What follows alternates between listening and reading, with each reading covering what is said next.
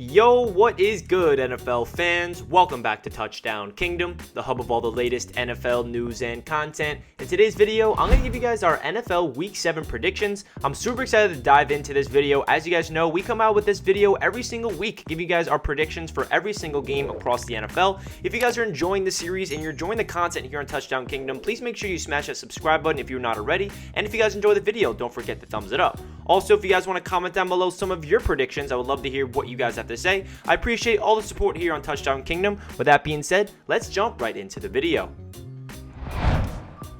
So starting off with Thursday Night Football, we have the Denver Broncos headed to Cleveland to face the Browns on Thursday Night Football. Word just came out that Baker Mayfield will not be able to start in this game as Case Keenum will be suiting up in his place. The Cleveland Browns, they are banged up with injuries as Kareem Hunt's injured, Nick Chubb's injured, and we know that they're a run-first style offense, but now that their quarterback's injured, who knows what will happen.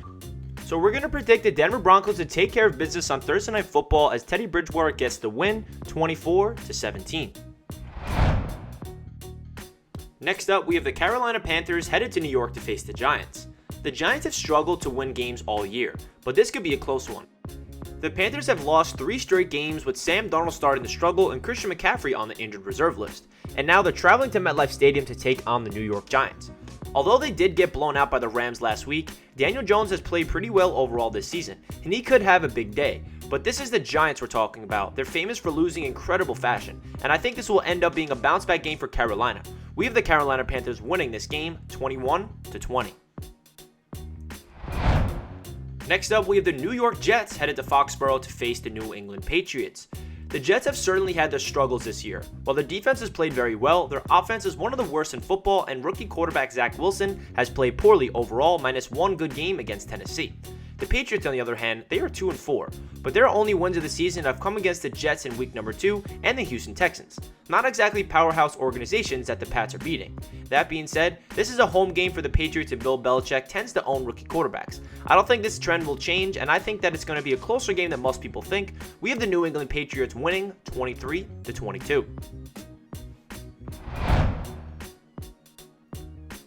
Next up, we have the Kansas City Chiefs heading to Tennessee to face the Titans. The Chiefs are back at 500 after a shocking 2-3 start to the season. Their defense has been a total liability so far this season, but their offense appeared to be back in business this past week after putting up 31 points against the Washington football team. The problem for Kansas City this week is one man, and that's Derrick Henry. He's one of the most talented running backs that we've ever seen, and like I said before, the Chiefs defense is a complete liability. Derrick Henry will have a huge day on the ground, and he'll lead the Titans to a victory at home. After beating the Buffalo Bills, I really feel like the Tennessee Titans are a sleeper team in the AFC. We have the Titans beating the Chiefs 24-21. Next up, we have the Washington football team headed to Green Bay to face the Packers. Everybody expected Washington to be a good team this year, and they just have not delivered. An injury early to Ryan Fitzpatrick definitely put a damper on things, but their defense has been the real problem this season. They're a bottom 5 unit that was expected to be a top 5 unit in the league. And now they have to go up against Green Bay and take on Aaron Rodgers. This should definitely be a win for the Green Bay Packers at home. We have the Packers winning 30-19. Next up, we have the Atlanta Falcons heading to Miami to face the Dolphins. The 2-3 Falcons, they're coming off a bye week, as Miami, they're in a 5-game losing streak. This past week, the Dolphins gave the winless Jaguars their first win of the season, and things seem to be falling apart in Miami. Matt Ryan played a great game in his last performance against the New York Jets, and I expect him to continue this trend against a much weaker Miami defense. We have the Falcons winning 24-18.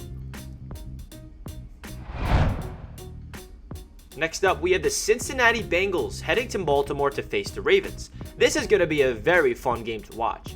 The Bengals are traveling to Baltimore to take on the Ravens in what should be a gritty divisional matchup between 2 top teams in the AFC North. Joe Burrow has had a very solid start to the season, and the Bengals look like a legit team. On the flip side, the Ravens, they're 5-1, and Lamar Jackson has been playing lights out football. Nobody seems to be able to stop Lamar Jackson, and I do not think the Bengals will find a way either. We have the Ravens winning at home 30-25. Next up, we have the Detroit Lions heading to Los Angeles to face the Rams. This should be the blowout of the week. The winless Lions are traveling to LA to take on a 5-1 Rams team who are coming off a monster 38-11 victory over the Giants. I fully expect the Rams to continue this trend and put a beatdown on Detroit this week. Dan Campbell, the head coach for the Detroit Lions, he's trying to get the first victory of his head coaching career as Jared Goff returns to Los Angeles to face his former team. We have the Rams winning this game 30-16.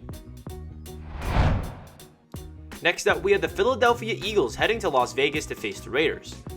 With all of the drama surrounding the Las Vegas Raiders this past week, they managed to rally and get a huge win over their division rival, the Denver Broncos. On the flip side, the Eagles, they're 2-4 and have struggled with consistency all season long. I think this would be another win for the Raiders, especially since they're playing at home in Las Vegas. We have the Raiders winning 27-21. Next up, we have the Houston Texans heading to Arizona to face the undefeated Arizona Cardinals.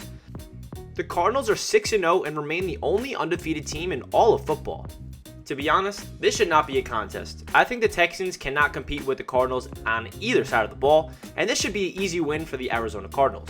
We have Kyler Murray going off in this game and the Arizona Cardinals winning 27-14. Next up, we have the Chicago Bears heading to Tampa Bay to face the Buccaneers. Amidst a season of struggles, the Bears are somehow still over 500 on the season.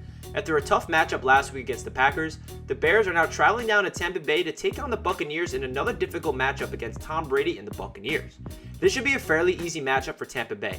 They're the better team offensively and defensively, and Tom Brady is Tom Brady, leading the league in passing yards. It is ridiculous what he's doing at the age of 44. He is still the best player in football. Ridiculous, I know. We have the Tampa Bay Buccaneers winning this game at home 28-17.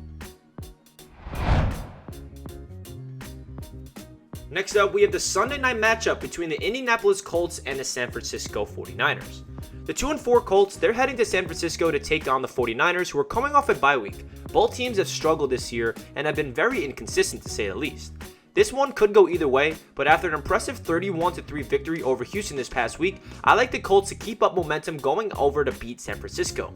Carson Wentz, he is a very underrated quarterback in my opinion, and I feel like he's going to thrive in Indianapolis this season. I feel like every single week he's going to get more comfortable in the system, and he's getting chemistry with guys like Michael Pittman, and not to mention, T.Y. Hilton is back, and I feel like he's going to make a big impact for the Colts for the rest of the year, and especially in this game. We have the Indianapolis Colts winning this one 24-21. Lastly, we have the Monday night matchup between the New Orleans Saints and the Seattle Seahawks.